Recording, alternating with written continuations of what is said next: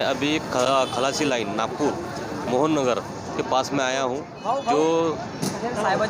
जो आदिवासी समाज है, आदिवासी समाज जो है, इन लोगों ने कार्यक्रम लिया है घरकुल योजना। जो घरकुल योजना जो है 600 या 1500 लोगों को लगभग देंगे, ऐसा आश्वासन दिया हुआ है और वो बात में अपन कवर करेंगे। मैं सूरज भिलकर BS फोरम के माध्यम से आया हूँ। मैं यहाँ पे कुछ आदिवासी समाज जो अपने साथ में खड़े हैं, मैं उनको पूछना चाहूँगा। सर, एक बात बताइए, जो 1500 जो बोले आपने मकान देने की वादा किए हुए हैं, तो किस तरीके से दिया जाएगा? 2014 में हमारे देश के प्रधानमंत्री नरेंद्र जी मोदी साहब ने बोला कि 2022 तक हर किसी को घर देंगे, लेकिन बड़े दुख के साथ कहना पड़ रहा है जो आदिवासी समाज है वो मूल निवासी है, इस नागपुर का मूल निवासी है और आज तक उनको घरकुल दिए गए नहीं है। इसलिए हमारे आदिवासी संघर्ष समिति के माध्यम से हमने आदिवासी विकास मंत्री डॉक्टर विजय कुमार गावित इनको भी निवेदन दिया है कि शबरी घरकुल योजना जल्द से जल्द लागू करें और नागपुर में बसे हुए जितने भी हमारे आदिवासी लोग हैं उनको घरकुल देना चाहिए। इसके लिए हमारा संघर्ष ये चल रहा है। बीजेपी ने जैसे प्रधानमंत्री आवास योजना निकाले, जैसे कांग्रेस वालों ने शबरी का निकाले, वही करें ना आप? नहीं, प्रधानमंत्री मोदी जी ने बोला था कि 2022 तक सबको घर देंगे। नहीं, मैं आपको वो नहीं पूछा। हाँ, आपको वो पूछा कि बीजेपी ने प्रधानमंत्री आवास योजना निकाले, तो कांग्रेस वालों ने क्या निकाले? शबरी इंदिरा आवास योजना ये इंदिरा गांधी के कार्यकाल से भी चल रहा है। उसके बाद में महाराष्ट्र सरकार में कांग्रेस ने शबरी निवास योजना यह शुरू किया था, लेकिन जब से ये बीजेपी की सरकार महाराष्ट्र में आई है उसको बंद किया गया है। वो फिर से शुरू करना चाहिए, ये हमारी मांग है। सर, मैं आपसे ये बोलूँगा, जो आदिवासी की जो लैंग्वेज है वो अगर बोलेंगे तो बहुत अच्छा होगा। मावा गोंडी लँग्वेज म्हणता आणि गोंडी लँग्वेज ते मूळ निवासी आंदोम आणि माको जल जंगल जमीन इत मावा कोयतोरा हक म्हणता, अधिकार म्हणता आदिवासींना, आज मागू पुटता पाहिजे, हे देण्यासाठी मावा संघर्ष म्हणता। जय सेवा भगवान बिरसा मुंडाचा जय, भगवान बिरसा मुंडाचा जय। मैं सूरज भिलकर BS फोरम से प्रतिनिधि। जय सेवा। समान, सब आदिवासी एक समान। धोरण काहीसं थोडंसं ढगाळलेलं होतं, परंतु आम्हाला कुवारा भीमसेन आहे हे बिलकुल आपली सभा यशस्वी करण्यासाठी म्हणून या पाण्याला थांबवलं। खरं म्हणजे आदिवासी हा निसर्ग पूजक आहे। आम्ही देव, आमचे जे देव आहेत हे जंगल आहे, दगड आहे, नदी आहे, नाल्या आहे, निसर्गावर प्रेम करणारा हा आदिवासी माणूस आहे आणि म्हणून आदिवासीच्या माणसाला निसर्ग नेहमी साथ देत असतो। तीच प्रचिती आज सुद्धा आपलेली आहे आणि म्हणून आज एवढ्या याच्यामध्ये वातावरणामध्ये सुद्धा आपण सगळे इथं उपस्थित झालात, आमचा सत्कार केलात, त्याबद्दल मी आपल्या सगळ्यांचं या ठिकाणी आभार मानतो व आपले 2 शब्द संपितो। जय हिंद, जय गोंडवाना, जय सेवा।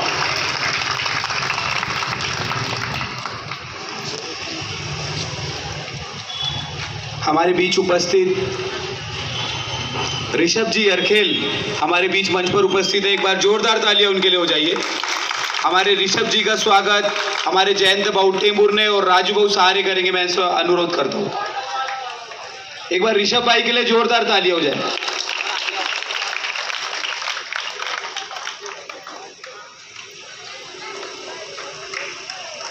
एक बार जोरदार ताली हो जाए भाई के लिए।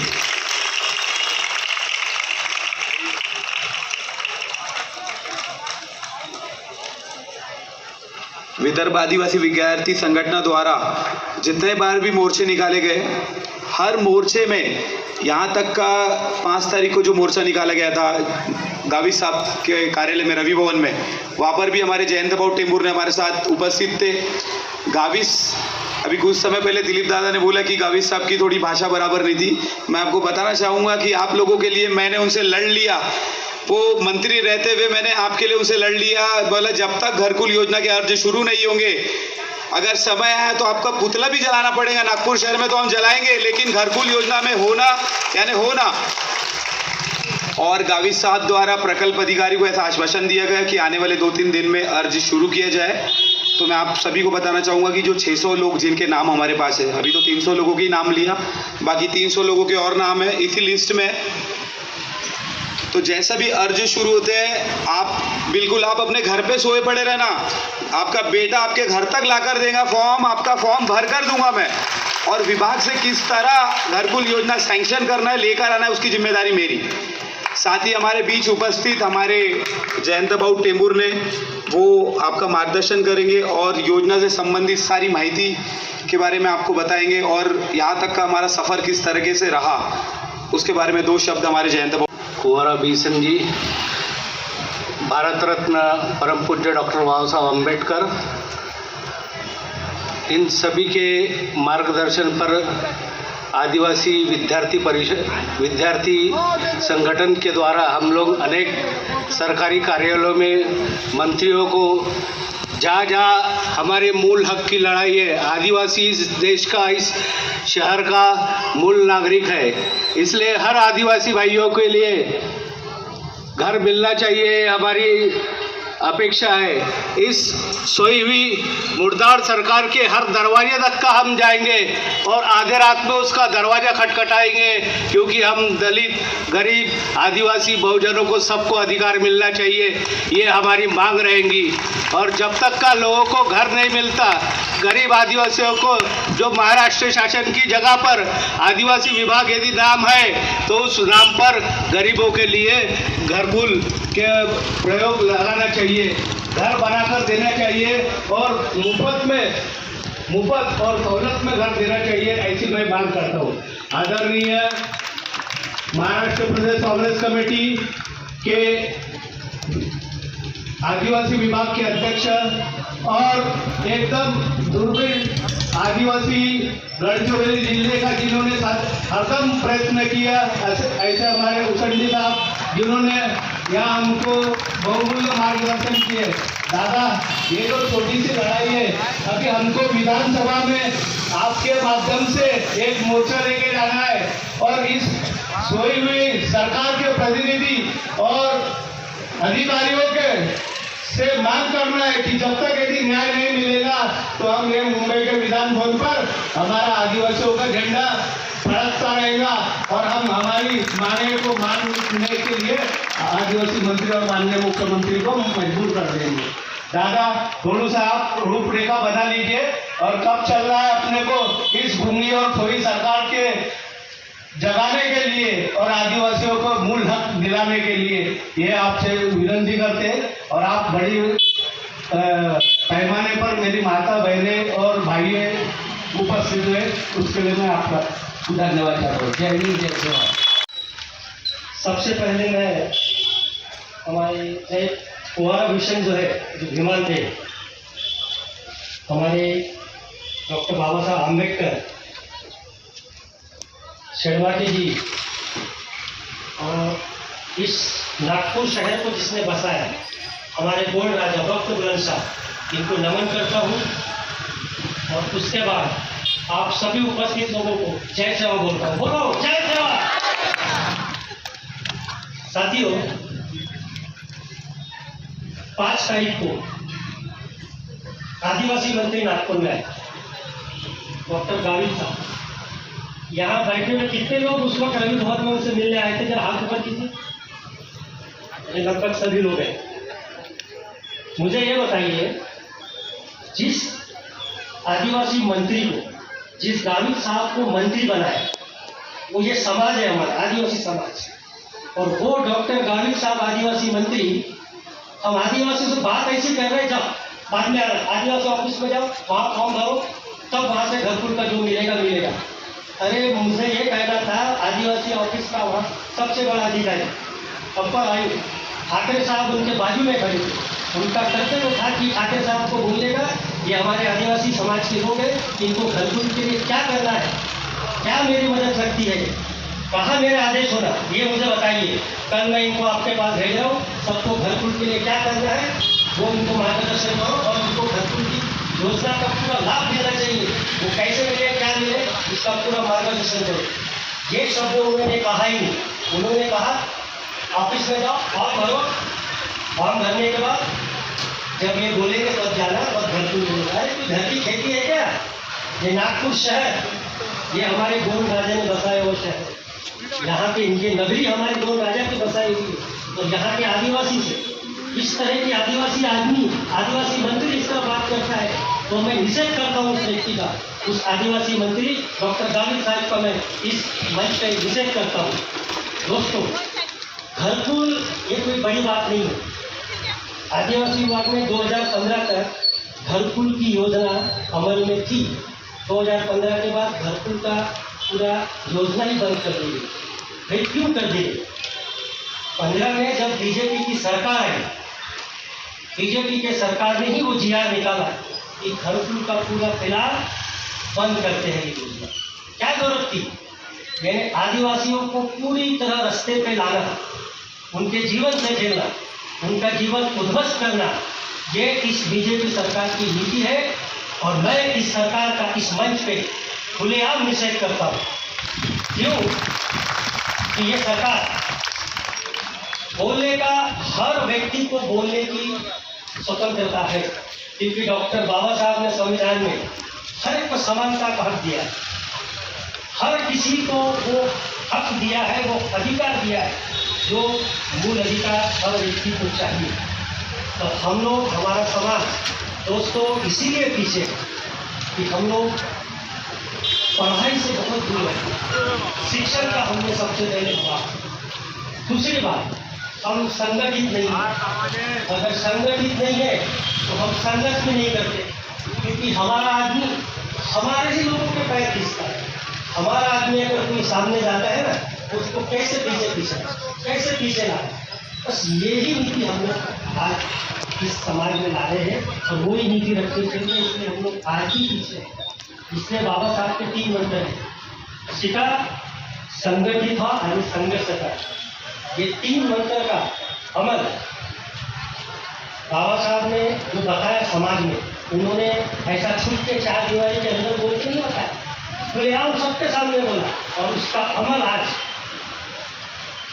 दलित समाज और स्पेशली ब्राह्मण समाज वो कर रहे हैं। इसलिए वो आज सबसे तुमको आगे दिखेंगे, और हमारा समाज उस पर आज तक अमल नहीं किया, इसलिए पीछे और सबसे पीछे दिख रहा है। इसका एक मेन कारण है।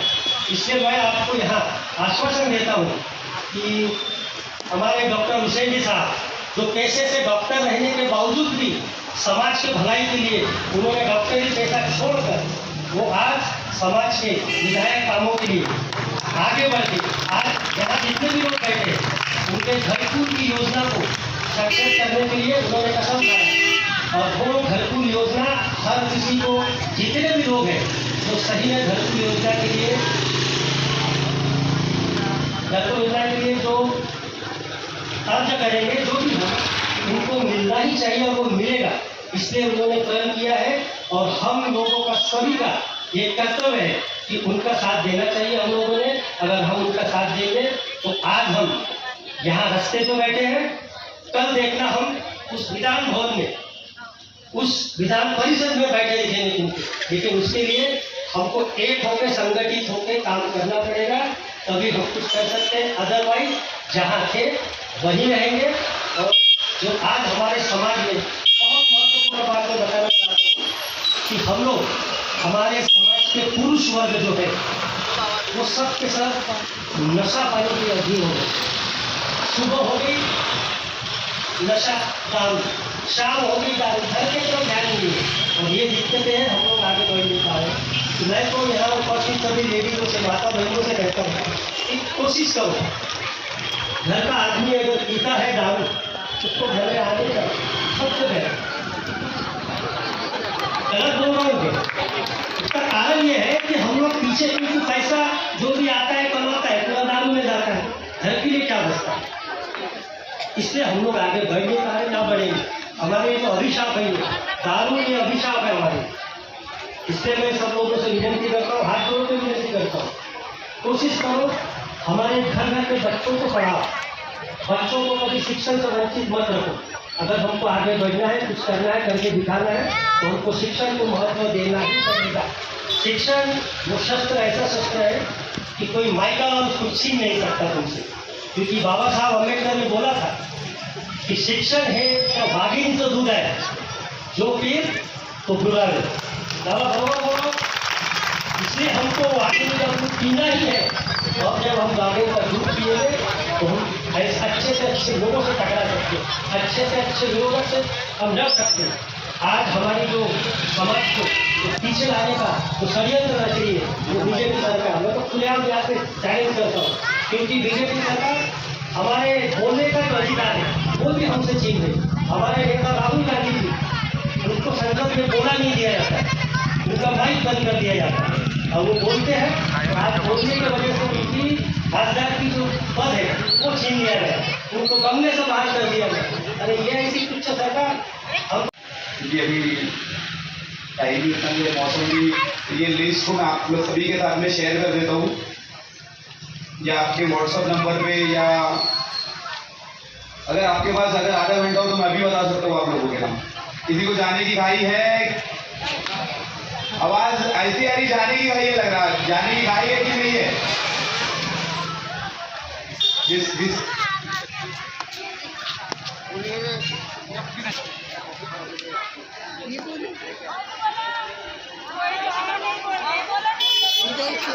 हमारे बीच में उपस्थित आदिवासी शहर अध्यक्ष माननीय प्रदीप दादा मसराम उपस्थित है, वह आपका सिर्फ 2 मिनट लेंगे, आपका मार्गदर्शन करेंगे। मैं प्रदीप दादा से अनुरोध करता हूँ कि वो हमारे आदिवासी समाज की महिलाओं का मार्गदर्शन करें और आगे की रूपरेखा, उनको घरकुल कैसा दिलाया जाए इस विषय पर। निराशा या फिर थोड़ी सी भी नाराजगी नहीं है और ना ही थकावट दिख रही है।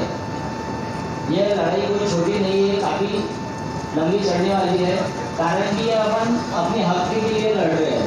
ये अपने हक की लड़ाई है, अपन किसी से ना भीख मांग रहे हैं ना किसी से उधार मांग रहे हैं।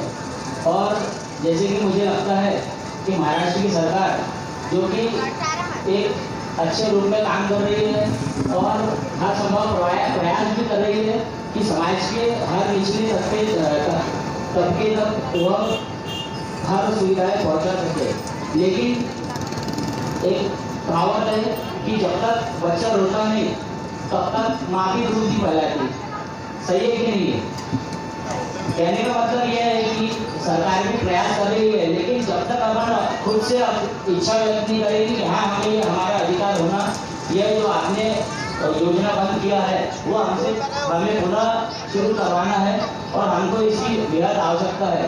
तो आप सभी के इस आंदोलन के माध्यम से वह सरकार भी जागेगी और वह अधिकारी भी जागेगा कि यह जो हमारी हक की लड़ाई है वो आने वाले समय में निश्चित ही पूरी होने जा रही है। अपने जो हर समय आप सभी को समय पर मार्गदर्शन करने वाले बंगाली जी और उनकी पूरी टीम इस पूरे कार्य बैठा है, अपना अधिकार ले रहा है, कैसे घुसना है तो अच्छे से मालूम है सभी को।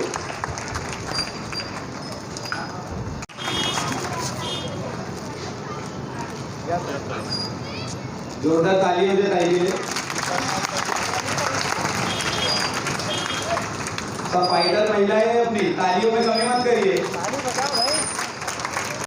हमारे मोर्चे में जोर शोर से आवाज लगाने वाले हमारे ताई भी उपस्थित है। मैं एक बार चाहूंगा कि वो भी उनके लिए भी जोरदार ताली हो जाए और मंच पे आए। शर्माने से काम नहीं होगा। जब 25 साल की उम्र में हमारे भगवान बिरसा मुंडा शहीद हो सकते हैं अपनी महिलाओं की, अपनी जमीन की रक्षा करने के लिए, तो एक महिला भी एक बार जोरदार तालियां हो जाए।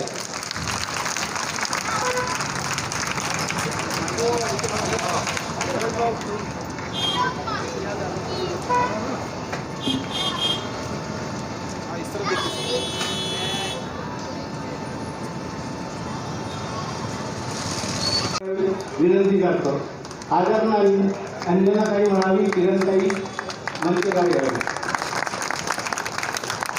या ताई या नरेंद्र दादा इष्टाला आपल्याला 2 मिनिटाच्या मौलाचं मार्गदर्शन करतील, मी त्याला विनंती करतो। हमारे बीच में उपस्थित माननीय जयराम जी भैसारे, मैं चाहूंगा कि वो मंच पे आए। उनका स्वागत हमारे राजगोपाल सहारे, डॉक्टर हुसैन जी साहब, नरुदादा विस्कार, क्योंकि वो हमारे नेतृत्व की जरूरत है, गंभीर नेतृत्व की जरूरत है। और मुझे इतना अच्छा लगा कि कई सालों के बाद में मुझे इस मंच से बात करने की जो आयोजन लोगों ने मुझे जो आभार प्रदर्शन का क्यों ना हो मुझे चार्ज दिया, जबकि आभार प्रदर्शन में इतने बातें बोलने की कोई जरूरत नहीं। और क्यों कि हाँ देखो ये प्रोग्राम इतने बरसात में आने वाला भी बरसात रुक गया है, इसका मतलब नेचर को हमारी फिक्र है, हमको नेचर को हमारी फिक्र है। इतने अतिथिगण आए, उनके विचार हमको सुनने के लिए नेचर भी हमारे साथ देता है, जिसके ऊपर से आप समझो कि हम कितने बड़े होने जा रहे हैं। आज भी हमारी अवस्था को सुधारने का जुम्मा सिर्फ हमारा है। मंच से भाषण देने से सिर्फ भाषण सुनते हैं, आधे लोग तो बाजू वाले लोग तो मला केले तो बोलती गए हुए बोले तरी लोग हंगा ना म्हणता, स्वयंपाक किया ना म्हणता, मुंजो अशी नक्की मी सारा पाठन म्हणता म्हणता। पण मेरा कहने का मतलब है कि जागो आदिवासी। तो मेरे को फिर से हमारे सम्माननीय भूपेंद्र साहब से मेरा अनुरोध है कि सर आज नेतृत्व का जो अभाव था आप उसके गैप को भरो और हजारों की संख्या में आदिवासी संख्या आपके सानिध्य में आप लेकर चलो और इन आदिवासी माता बहनों की, हमारे भाई बहनों की, हमारे विद्यार्थियों की जो भी समस्या है वो हल करने की आप कोशिश करो। आप एक कदम चलो, 10 कदम आपके पीछे आएंगे। आदिवासी एकता, आदिवासी एकता। साथियों, आभार प्रदर्शन के लिए मुझे जो जुम्मा दिया गया अंत में, आज इस मंच का जिन व्यक्ति ने आयोजन किया, मैंने पहली बार आमदार निवास में यहाँ पे जो मिथिलेश कंगाली जी जो है उनकी तड़प देखा। मैं भी युवा हूँ, मैं लेकिन उनसे ज्यादा युवा नहीं, उम्र के हिसाब से, लेकिन उनकी जो तड़प देखा मैंने आमदार निवास में रवि भवन में, मेरी पहली बार उनके साथ मुलाकात हुई। और जब आज आपको ये भी बताते हुए गर्व होता है कि नागपुर जिला परिषद की जो अध्यक्ष है वो अपनी मुद्रा कोपरडे अपनी वाली है, तो कितनी बड़ी बात है। आज आदिवासी के माध्यम से, जिला परिषद के माध्यम से बहुत सारी योजनाएं महिला आदिवासी पीपल फेडरेशन इनकी ओर से आदिवासी न्याय हक परिषद का जो आज का ये प्रोग्राम यहाँ पे आयोजन किया गया, और हमारी जो उपस्थिति इतने बड़े पैमाने पर हम यहाँ देख रहे हैं, मुझे अंत में प्रोग्राम का अंत करने का समय के वक्त मुझे अनुरोध दिया गया। तो इस समाज का आज का जो अपना प्रोग्राम है, तो मैं इस समाज के प्रोग्राम के अंतिम स्वरूप में एक मैसेज आपको देना चाहता हूँ कि चलेंगी आंधियां गम की फिर भी हम सवर जाएंगे, चलेंगी आंधियां गम की फिर भी हम सवर जाएंगे, ना खुदा हम आपकी जुल्फ नहीं कि यूं ही बिखर जाएंगे, लेकिन जिस दिन अपने जज्बात पर आएंगे तो कश्तियां पलटा देंगे, चाहे वो सरकार किसकी भी रहे। मैं बताना चाहता हूँ कि हमारी जो भी सरकार है, हमारा जो बाबा साहब अम्बेडकर ने जो संविधान लिखा, मैं बताना चाहता हूँ कि हमारा जो सरकार है वो किसी धर्म ग्रंथ के ऊपर नहीं चलता, तो वो चलता है बाबा साहब ने लिखे हुए संविधान के ऊपर। और वो संविधान की वजह से हर किसी को अपना हक रखने का एक अधिकार, मूलभूत अधिकार बाबा साहब अम्बेडकर ने हमको दिया है। तो क्यों ना हम आज संगठित होकर, क्योंकि बाबा साहब ने कहा शिका संगठित हुआ नहीं संघर्ष करा, लेकिन भाइयों हम उसका उल्टा करते हैं, शिका संगठित हुआ नहीं संघर्ष करा, हम संघर्ष के पीछे लगे। उसके लिए हमारा दोष है, क्योंकि हमको कोई ना कोई उकसाता है कि आओ, आज भी हमारे समाज को, आदिवासी समाज को नेतृत्व का अभाव है। मैं बाबूराव जी मरावी साहब के नेतृत्व में हजारों लोगों को मोर्चे में लाता था। मैं अमरावती से हूँ, आज मुझे 27 साल हो गए। मैं पहले जानता था कि 28 आदिवासियों की बस्तियां यहाँ है, लेकिन दिलीप दादा ने मुझे बताया कि वो 45 बस्तियां है। और साथियों, आज बड़े शोकांतिका से कहना पड़ता है कि जो आदिवासी राजा जल जमीन जंगल का जो मालक था, आज वो मालक के हक के लिए सबरी की योजना चालू करने की गुहार लगा रहा है। तो ये क्या है? ये हमारे आदिवासी समाज का एक शोकांतिका का अभाव है, और इसके लिए साथियों आप उसके लिए दोषी नहीं है, आपका जो अज्ञान है वो दोषी है। क्यों? क्योंकि मैंने फिर भी बताया कि कोई भी ये सरकार किसी धर्म के ग्रंथ के ऊपर नहीं चलती, वो चलती है तो बाबा साहब के संविधान के ऊपर। और मैं चाहता हूँ कि कुंवरा भीमाल हित भीमाल से हक भीमाल पर्यंत आपण म्हणणार मुलगा इथे नाही दिला तर पुढच्या तिसरी आपण सुरुवात तिकोरा पण जो भीमाला भी फोटो आपल्याला रोटे लागता पाहिजे, जो भीमालापासून आरक्षण घेतो, जो भीमालापासून नोकरी शिकतो, जो भीमालापासून साहेब बनी घेतो, अरे होरेच भीमाने भूमी माहिती ते बघून आया म्हणून मंचनाल नातून नीट वळताना म्हणता की हे भीमाल काल काय कर शिकून शक्ती शिकून रोज भीमालतून बी आपण जागृत केला लागाल आणि हा भीमालता काही ना आपण शवान शिकी केला लागाल भाडी का शिका संघटित व्हा आणि संघर्ष करा परंतु आपण उलट करतो संघर्ष करतो शिक्षणाचा अभाव आहे आणि संघर्ष दुसऱ्यांच्याकडे करतो आपण जगडेखोर नाही साहेबांनी सांगितलं की आदिवासी समाजात कोणी चोर नाही कोणी म्हणजे दुसऱ्या पद्धतीने तो हे नाही कारण तो स्वाभिमानी आहे अपन स्वाभिमानी म्हणतो आहे पण जो आदमी अपना इतिहास भूल जाता वो इतिहास क्या बनाएगा आदिवासियों का इतिहास है साहब ने बोला हम भी पढ़ते हैं हम पढ़ रहे हैं लेकिन आज बड़े दुख की बात है कि जो आदिवासी समाज यहाँ का राजा है आज उसकी अवस्था भिखारी से बदतर हो गई है इसलिए मैं आज इस मंच से न्याय हक के परिषद के मंच से मैं आपको बता देना चाहता हूँ और हमने देखा है मैं भी बचपन से यहाँ आज की इतनी उम्र में हुआ मैंने भी देखा कहीं मोर्चे कहीं मेड़ों में गया लेकिन मुझे आज भी दर्द होता हम हमारी भाषा भी नहीं बोलते जिस बस्ती में आज प्रोग्राम होने जा रहा है वहाँ गोंडी पाठशाला है जब हमारा बच्चे इंटरव्यू में जाता ना तो उसको पूछा जाता तो उसको पता भी नहीं आता बांधो दादा मेरा नाव होती म्हणता अरे बागेरे माई बचन शिकी माती ने अगेरे माई अरे क्या है पति म्हणता तर मावा नाटे मावाराज अरे मावा नाटे मावाराज झाले मावा नाट खतम तू आणि दुसरं होता राज म्हणता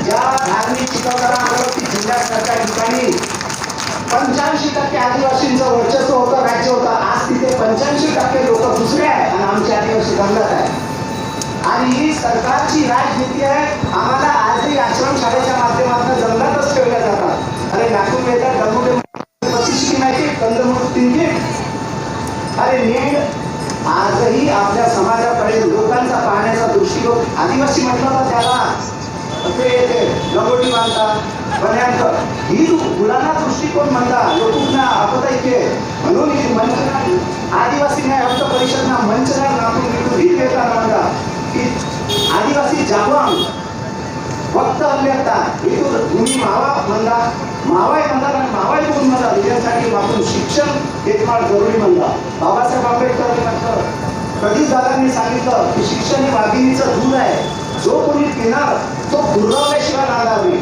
आपण तर आमचे जे भाऊ बंद आहेत ते वाघिणीचं दूध तर देत नाही आता बाकीच्या लोकांनी सांगितलं की काय देतात अरे ते तर तुम्हाला वास्तविकतेपासून दूर ठेवते मग वास्तविकता काय गरिबी आहे बेरोजगारी आहे महंगाई आहे शिक्षण आहे ह्या सगळ्या गोष्टी तुमच्या वास्तविकता आहे तर वास्तविकतेला तुम्ही जाणलं पाहिजे आणि खरा तुमचा स्वाभिमान तुम्ही जागृत जोपर्यंत करत नाही आपल्या मुलाबाळांना तुम्ही जोपर्यंत शिक्षण करत नाही तोपर्यंत समाजाची प्रगती होऊ शकणार नाही त्याच्यासाठी ह्या खेळ मी आजच्या कार्यक्रमानिमित्त माझे मोठे बंधू आणि माजी आमदार डॉक्टर नामदेव वसंती साहेब इथं उपस्थित असलेले आपले राजभाऊ सहारे या कार्यक्रमाचे संयोजक मिथिलेश अंगाडी आपले वेदभाऊ संगुर्णे आमच्या अंजनाताई म्हणावी मोहितेताई मंचावर उपस्थित असलेले सगळे मान्यवर आणि इतर मोठ्या प्रमाणात उपस्थित असलेले या भागाचे रहिवासी बंधू भगिनी मित्रांनो आज अतिशय चांगला कार्यक्रम अतुलने ठेवला मी सर्वप्रथम सगळ्यांनी माफी मागतो थोडा एका कार्यक्रमात व्यस्त असल्यामुळे मी लेट आलो आणि ह्या मंचावरून जे ह्या घरकुल योजनेचे जे ज्या समस्या आहेत त्या आमच्यासारखे कार्यकर्ते अतुल सोबत जयंतभाऊ सोबत आपण आम्ही त्याच्यावर काम करू ज्या आजच्या सरकारने जे काही चुकीचे आपल्याला